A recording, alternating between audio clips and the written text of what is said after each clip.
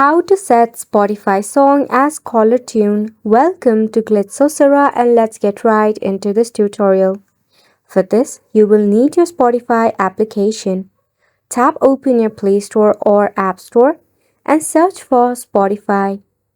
If you have not installed it, make sure to install or update your application. Tap on Open if your application is installed and up to date. Once installed, you will see interface like this. Select on a music or search for the artist of whose music that you want to keep it as your caller tune. So in the Spotify, there is no direct option to set a music as a caller tune or your ringtone. In order to do so, firstly, you must download this music.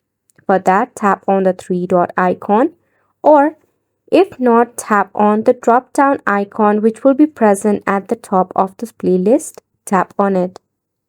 Then select on Explore Premium. In order to download the music, you will need yourself Spotify Premium. Check out the feature of Spotify Premium. Then try it out for free for 1 month.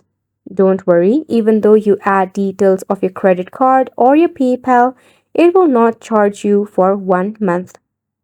Now you can easily download the music and play it or even set it as a caller tune or ringtone. We just bring to the end of the video as well. Thank you so much for tuning in.